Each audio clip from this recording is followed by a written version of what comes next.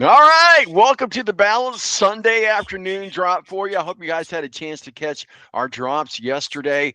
We talked with Derek Vance from the Push to Pass podcast about the IndyCar race yesterday, which was a good race. We'll talk about that more here in just a second as well. And then, of course, Ed Kratz, beat writer for the Philadelphia Eagles and SI.com, our official NFL contributor. We did a combine recap and kind of talked about free agency. I hope you guys had a chance to catch that. Good thing if you haven't, just the way we do things now. It's just like when you go to Netflix or whatever, you pick a chapter you want to watch, and there you go. And so go check that out. Today's chapter, today's drop, if you will. Steve Wilson, editor in chief of Speedway Digest .com, and our official NASCAR contributor. We're still in Phoenix. And the race was yesterday with IndyCar and the O'Reilly Parts stuff. So we're gonna break that down. Steve, how you doing? Welcome to Sunday Balance, sir. Oh, I'm doing better than I was last week. So, Good to hear. that's always a good day. And like I Yeah. think we were talking offline that, we're finally getting a little bit of sun and some warm weather and Yes. finally getting away from this nasty stuff. Amen. Amen, brother. I tell you what, it has been a mess. I was telling you offline that my backyard is a lagoon. And when you got two dogs, it's a whole ordeal, man. A whole ordeal. Getting the mud washed off their paws, and you got a 120-pound dog that moves slow as it is. It's just, nice sunny days. We like it. Plus, we get our vitamin D. Well, let's get into this. You talk about having some sunny days. It's been fun to watch over the last couple weeks to watch NASCAR and IndyCar interact with each other. They did it one time here in Indianapolis, and that was fun to watch and go to. But I want to go back to St. Pete, not so much to talk about the IndyCar race because we've covered that already on the show, but to talk about the Truck Series. And I mean, it was kind of interesting and very very neat in my thought. And my thought was that to see Dario Franchitti, who's up in his years, it's been a while since he's been in a race car. And then James Hinchcliffe, obviously an IndyCar uh, driver and won 6 races. And I know he had a terrible wreck here in Indianapolis. I know James Hinchcliffe, and he's a fun guy, and I've known him for a long time. And he lives here in Indianapolis as well. So it's good to see him get into the Truck Series. But it went on to the winner being Lane Riggs from Front Row Motorsports. He won the inaugural street race there in St. Petersburg, holding off Ben Rhodes and Ty Majeski. But doing that crossover, if you will. I feel like I'm in one of those crossover shows like the FBI does, FBI and or Chicago. I'm a big Chicago PD, Chicago Fire, Chicago Med. They did the crossover. I feel like I'm in one of those. But when Dario Franchitti gets out of the car, truck. I mean, he just kind of sits down on the concrete, and you could tell that he was in good shape. But what were your thoughts overall about the truck race? I went on a little bit of a rant there, sir. Go ahead, you're up. Well, that became St. Petersburg became the 11th different road course that has been in the Truck Series since their inception. So, these are tracks that they've been, Watkins Glen, Sonoma, Circuit of Americas, things like that. But putting them together with the IndyCar race, and we're seeing this once again this weekend with the No Act Series and the Cup Series. We're seeing them more closer. I feel you go through so many years of IndyCar,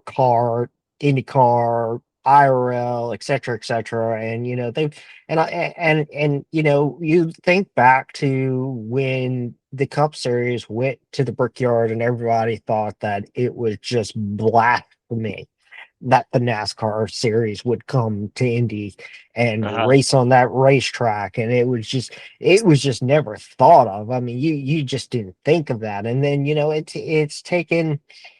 IndyCar's been to Phoenix before, so that's not really their first forte in there. I think they've been there quite a few times, couple dozen times or something like that over the year.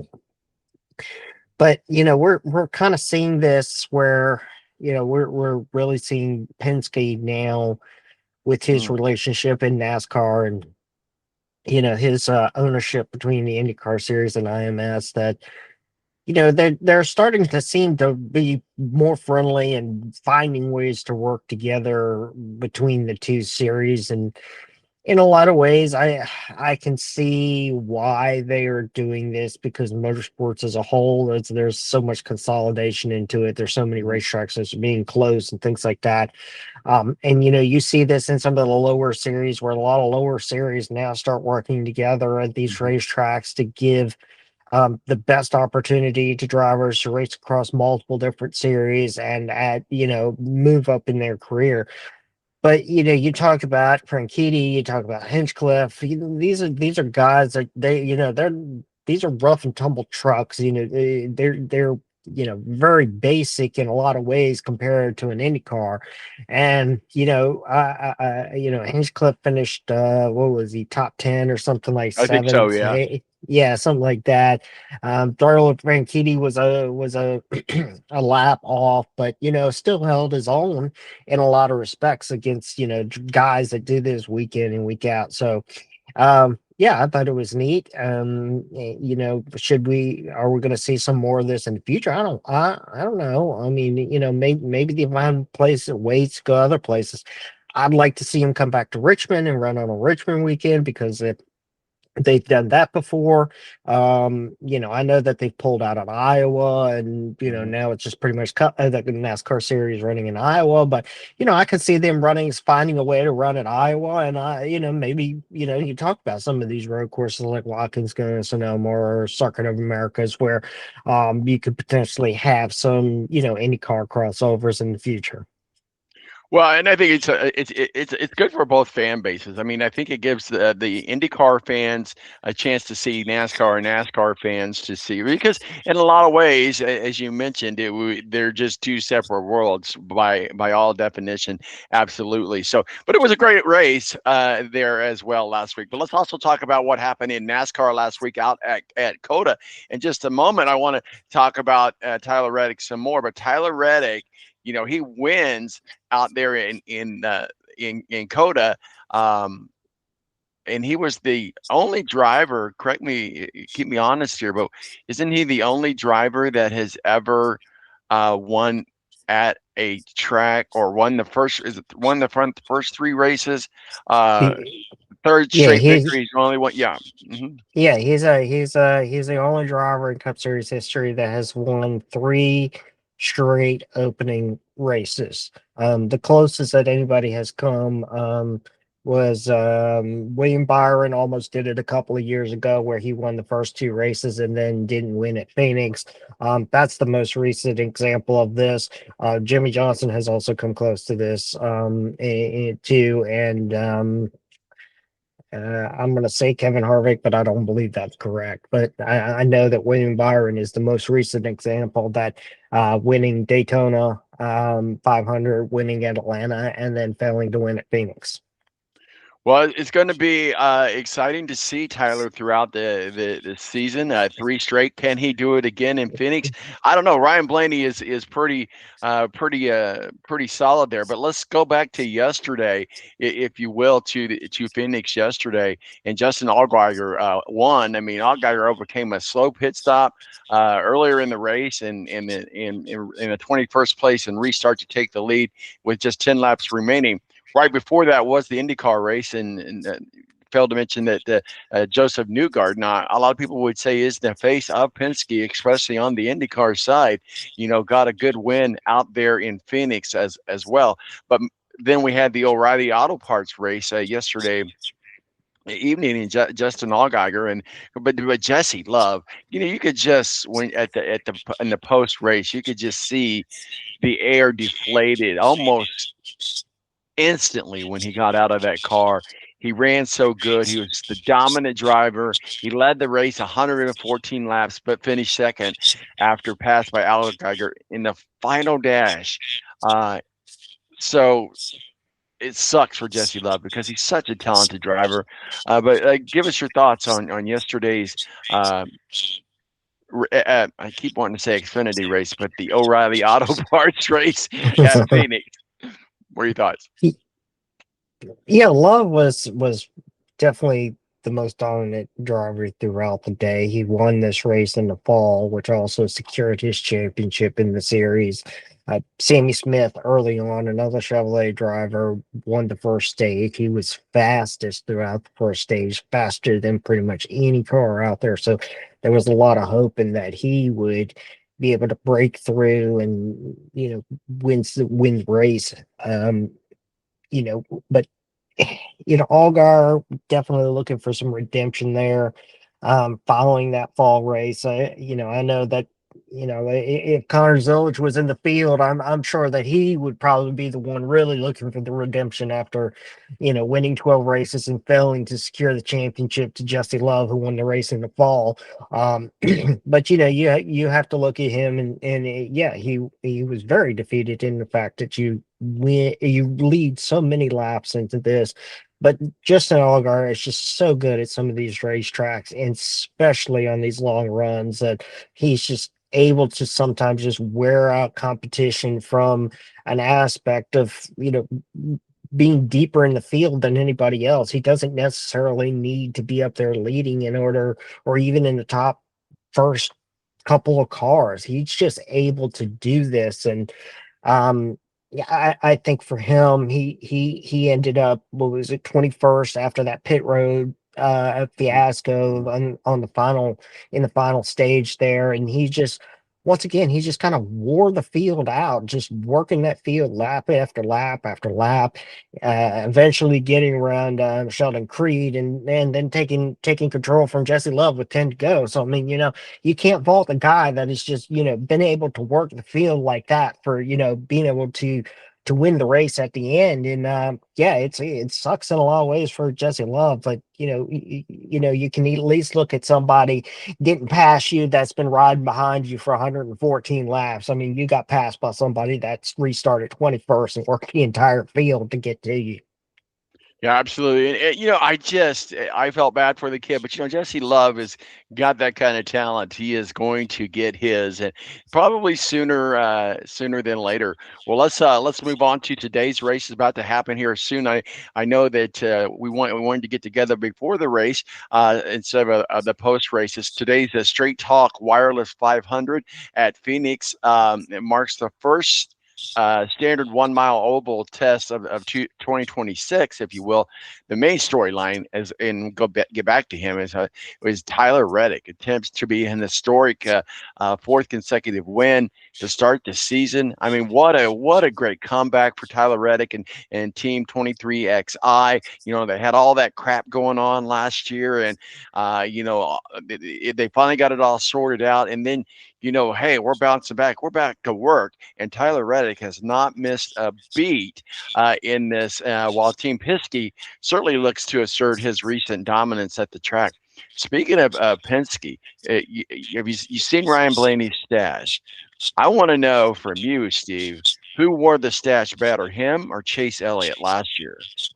Well, I know a lot of people said no to the stash and Chase Elliott, and he must Ryan Blaney must be reading Mustache Aficionado or something like that with this handlebar mustache that he's got going on. He looks like somebody from the 1800s. That got that big handlebar mustache. Yes, somebody compared it to some sort of a 1970s porn stash too. So that's funny. But yeah, they did the team picture there at Phoenix with both NASCAR and IndyCar, and there's Ryan Blaney's got the big old mustache. But nonetheless, I digress there. But Team Penske, again, always dominant on the track. You can't rule them out. And you got to look at Ryan Blaney being one of the favorites today. Joey Logano's on the pole, so this may not be another Tyler Reddick year. I mean, not year, another Tyler Reddick race. I mean, I would think Tyler Reddick just has to go out there and just be a driver, and he's going to do well. I think at this point, if we can point to anybody that's already pretty much punched their ticket to the playoffs with the new playoff rules, you got to think Tyler Reddick's there. Real quick thoughts on Tyler Reddick, and we'll get into today's race. Yeah, I mean, he's going to have to come from eighth this week, so not impossible by any means. Phoenix has traditionally been a racetrack that, if you can get up there to the front and you can pass some cars, then you can take control of this race. And we saw this with Jesse Love last night, where just leading, over 100 laps, and that's going to be the story of the day. That somebody is going to go out here and is going to lead a considerable sum of laps. You got Kyle Larson up there that won this race in the fall and secured his championship last year.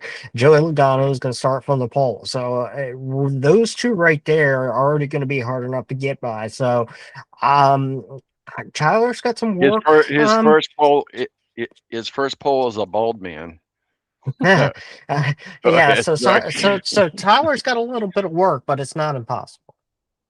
Well, and there's yeah, it's not impossible. But we're looking at him, but Kyle Larson, we haven't talked much about him at all this year, and which is rare. And Kyle Larson, he started second. He's good on the ovals. Then you got Austin Centric, Daniel Suarez, Ryan Blaney, and as you mentioned, Tyler Reddick. That's for sure. Ryan Blaney, though, let's talk about him. He's the favorite of the race today to be the winner of the Phoenix, and I think he won in last Phoenix race was in November 2025. He finished in the top five with 8 of the last 9 Phoenix races. Ryan Blaney, what are your thoughts?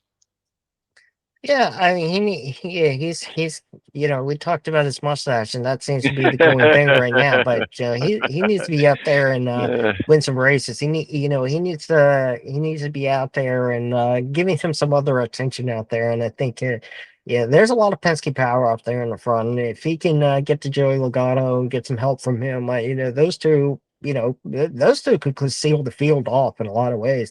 Larson doesn't really. I mean, Centric gets up there too, so you got 3 of them up there in top 5, so they could really seal this field off if they really wanted to, and then really make the battle between themselves. Blaney, has been traditionally good at this racetrack, as you already mentioned. So, once again, I think it's just a matter of him working with his teammates, and then if they can seal that field off in a lot of ways, keep the people behind them, then it really becomes a battle of Penske power at that point. Well, another guy who's a friend out there at Phoenix, Christopher Bell. I mean, they call him the Phoenix specialist. He won the last 2 spring races at this track. So can he make it a third? I hope so. I got a little money on the DraftKings with him today. But Christopher Bell, what are your thoughts?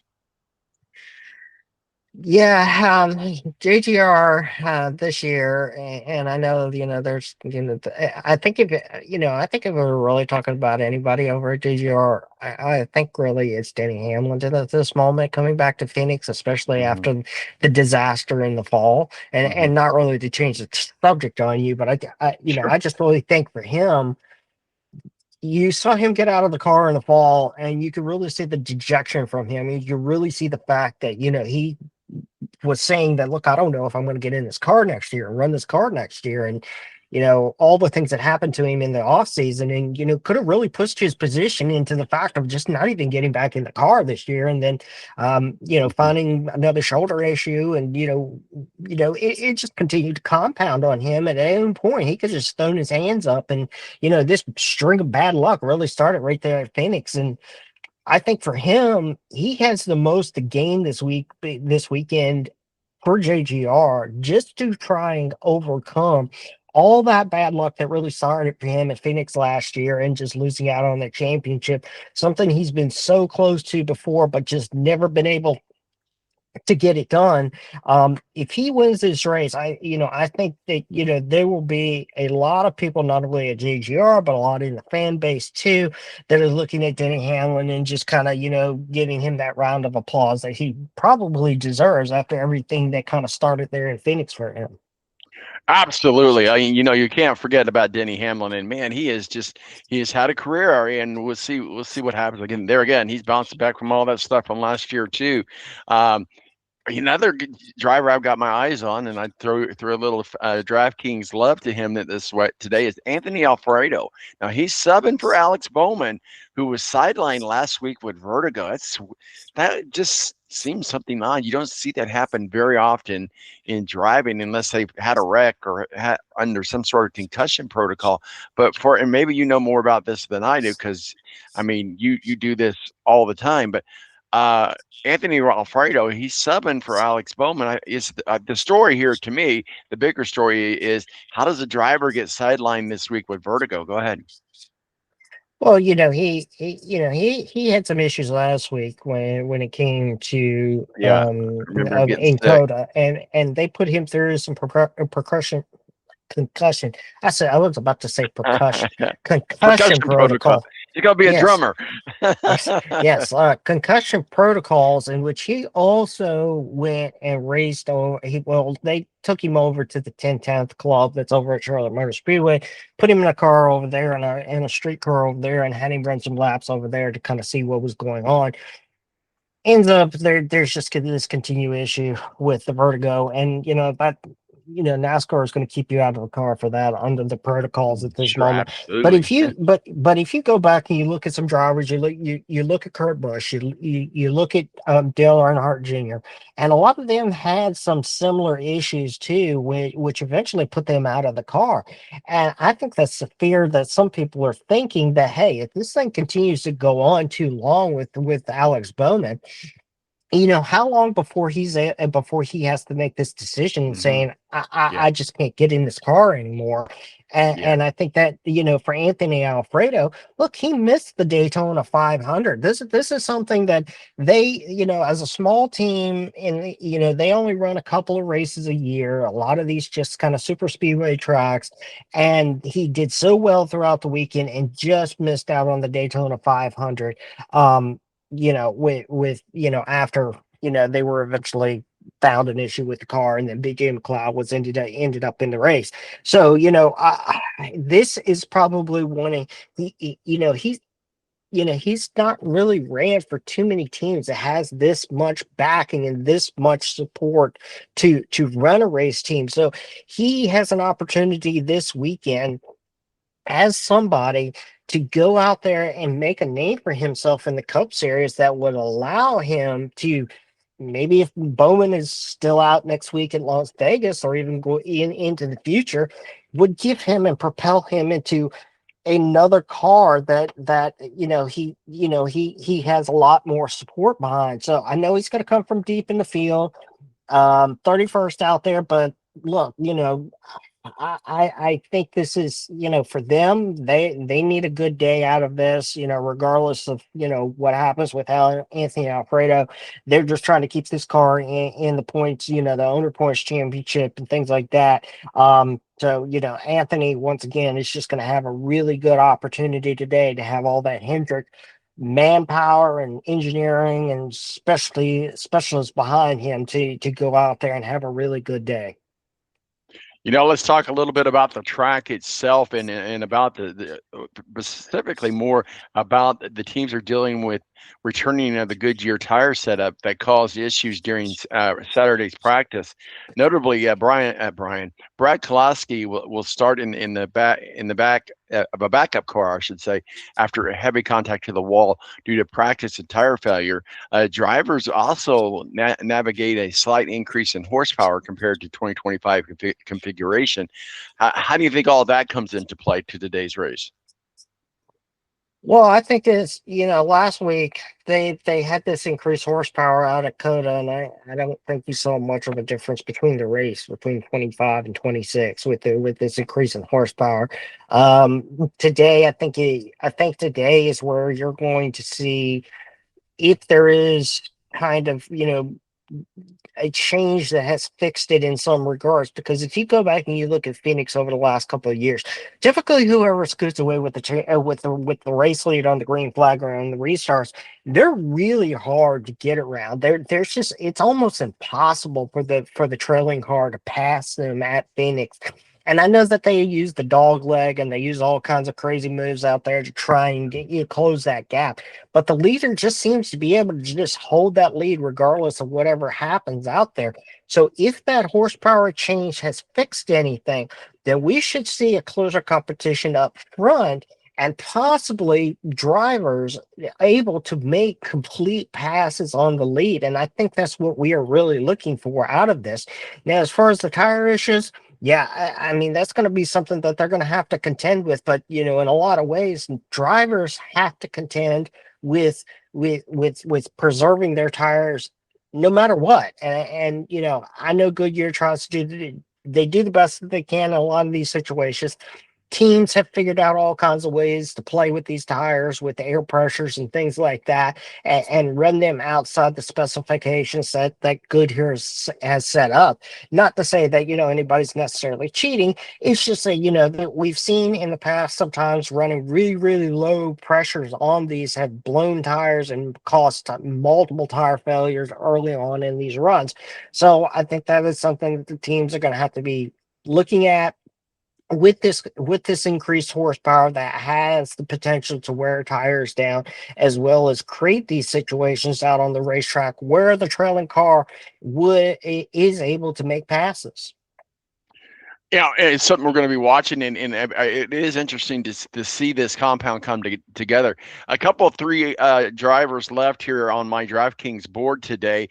Get your thoughts on him. William Byron, I mean, I think he starts ninth. He's statistically one of the best at maintaining track position here at Phoenix, and boasting a series of 8.8 average running position. He has finished in the top 10 of 9 of his 16 career starts. So William Byron, a guy we're watching today as well. Well, Byron yesterday ran this race, and at one point he was up there racing for second and third in the lead in the early portions of this race. So it just goes to show that he has this potential very early on in the race to be a threat to get up there. Now he's going to have to get around Austin Hill. Exactly. No, I'm sorry, not Austin Hill. Good Lord, Kyle jeez. Larson. Kyle Larson, yes. Yeah, I mean, you're he's fine. gonna, yeah, he's gonna have to get around. Yeah, I'm thinking Austin Hill. Well, I don't even know why Austin Austin Hill's name Cedric, came. he's another guy that we're going to be talking about here in a second, but go ahead. Too Yeah, many Austin. Austins. Look, Austin Hill is running this race today. He's starting 27. So if anybody cares about that, he's actually running this race. But that is not why I was talking about Austin. Yeah, Why it's I fine. thought of Austin Hill. Good It's all Lord. good. But yeah, William Byron. I mean, he's going to have to get, the real one that I wanted to talk about him having to get around is Carson Hocevar. Carson Hocevar has been a thorn Yes. in the side of just about everybody every week this year. And I mean, that has caused some angst between drivers that have tried to get around him. And William Byron is going to have to contend with Carson Hocevar pretty quickly if he wants to get up there and run for this lead later, run for the race lead later on today. We're going to bail you out of William Byron and move you on over to Ross Chastain. Now, he starts sixth, a previous winner at Phoenix back in 2023. Chastain is considered a high-value long shot. We do have him on our DraftKings board today, and he recently showed great speed at Atlanta, Coda, and is looking to rebound from a slow start to 2026. So, Ross Chastain, what say you, sir? Yeah, there was a lot of him coming in this year and having new teammates and SVG moving on to a different car number, and being able to keep some of that stuff intact. And Ross Chastain, he won the Cook 600 last year, so there's been a considerable period of time since he's been able to go back to victory lane. So him, I think you're right. I think there's a long shot for him.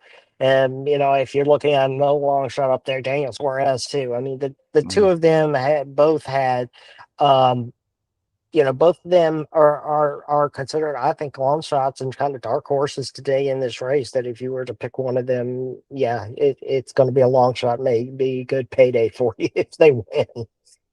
Our final guy, and we'll let you go here on our DraftKings watch board today. Another Austin for you. Don't want to send you for a spin there into the wall, sir. But Austin Cindric starts third. Cindric rounded out a dominant qualifying session. 14 Penske, going back to Team Penske conversation, and will be a factor early if he can maintain his front row speed. The thing is, what happens at Phoenix with guys like Austin Cindric, they seem to always find their way in the middle of melee. See how I rhymed there? I mean, that was good. I'm going to put that on a t-shirt. Find your way in the melee. Go ahead, sir.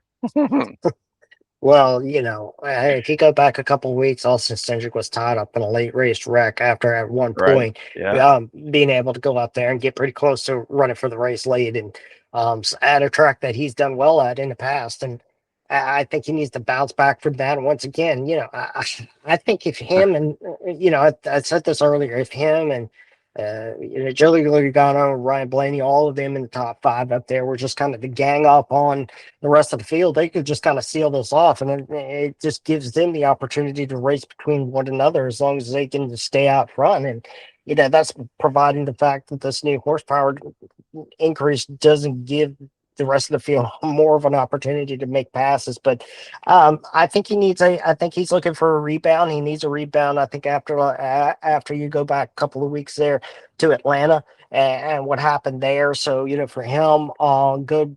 He needs some points out there if he wants to stay in this contention for this 10 race, 10 driver championship later this year. Steve Wilson, editor-in-chief of Speedway Digest, our official NASCAR contributor. You have Kyle Larson picked today. We put him in the top 10 as far as our DraftKings watch board. So we've got him in the top 10.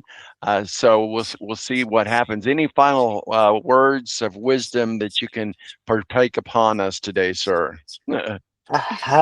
Well, I think it'll be crazy. These restarts always seem to be crazy at Phoenix with these drivers going as much as 6 and 7 wide on the restarts all the way down to the that inner wall and that dog leg. So I think we will I think we will get some crazy restarts, and hopefully the new 700 horsepower package will allow some passing with the trailing car.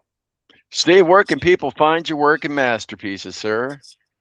You can follow us at Speedway Digest on X, Facebook.com/Speedway Digest, and SpeedwayDigest.com. As always, we enjoy talking with you. I know you're going to be on the road the next couple of weeks, so we're going to be enjoying catching up with you on your road trip. But we look forward to talking with you soon. Thanks, Steve. Have a great weekend. All right. Thank you.